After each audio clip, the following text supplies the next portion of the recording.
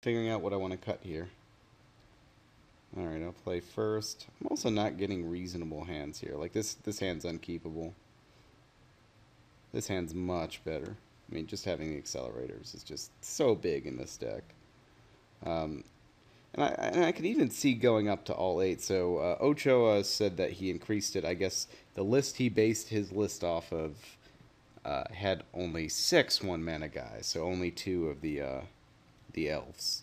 But I could see putting in another one as well. Ooh, Twisted Image. Nicely done. Yeah, I don't know. I don't know what I'm thinking about this deck. It's interesting, but so far it's Delver's matchup. I always feel like I'm on the back foot, but I haven't had a really great hand against Delver yet. So, hard to say. Hard to say.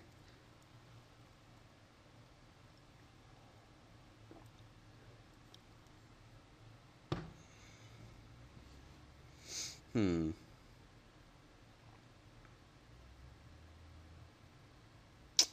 So if he's got a fetch next turn, and I use Wall of Roots here, I still think it's worth it to do it. Get it out while I can, and gives me a better chance to get Chord Calling and all that. I mean, if he goes Flip Delver, Fetch Land, I'm not going to have a chance anyway. Alright, well, Delver didn't flip at least. So that's good.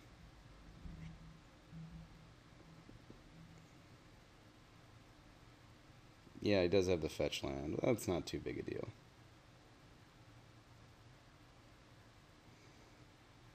Hmm. Ugh, for another Twisted Image, yeah. That is amazing value, no question. Alright. Well, good for you.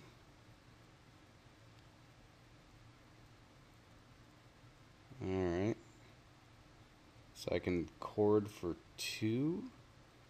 I can Pod to get...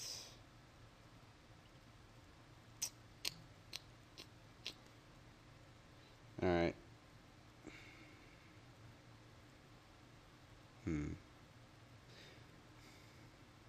Interesting. So I think here I Pod for a Finks.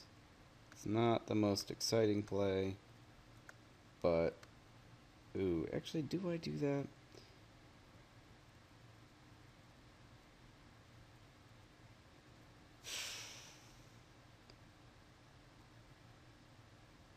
If I Pod for a Finks, I mean, it's costing me so much life already. And it actually screws up my chain. Well, I think I Pod for a Finks. Because if I Pod for a Finks, then if I get to sacrifice it next turn, I can get a lot of life off of that. Because then I could sack it, find a Restoration Angel. Yeah, I don't know what I think about this play. I'm just kind of in a crappy spot right here.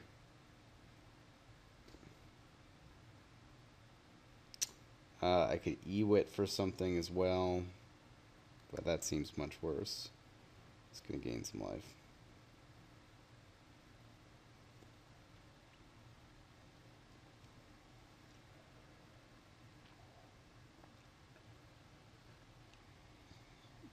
Of course, he's got another fetch land. I mean, granted, he's drawn a million cards, but yeah. I'm not going to force him to fetch here, because again, I do want to get my Restoration Angel. It's fine. Take 4.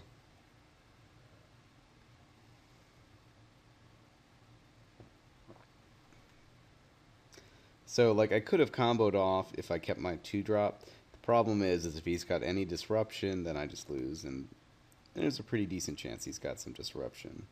So if I get Restoration Angel, I can reset Finks, and then that actually puts me in a decent spot for getting ready to go off here.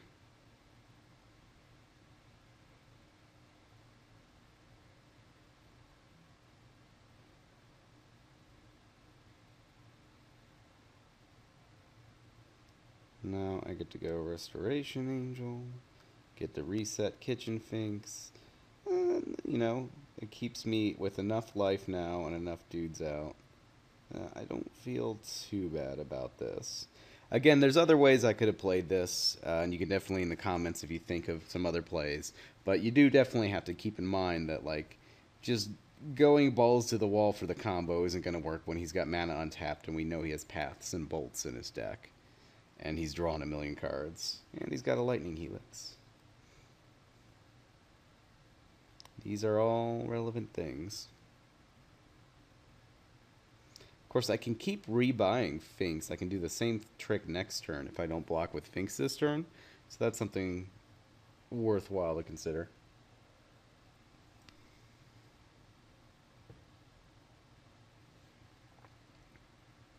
So I think I'm just going to block here.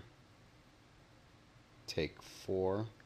And then if he wants to helix my angel, that's fine. I'll get another angel for free. It's fine. I'll just keep pulling the same trick here. Ooh. That's interesting as well. But requires that I... Oh. Okay. I guess he didn't like the fact that I was going to keep rebuying Kitchen Finks here. Interesting. I didn't think we were winning that game. So that's cool. I guess. What do I think about Combust? White or blue creature? I mean, that is how he beats me. He hasn't shown me anything I need a Harmonic Sliver for. And what else would I cut here? I like Glenelendra. Linvala doesn't do that much. Yeah, I think this is what I want to do.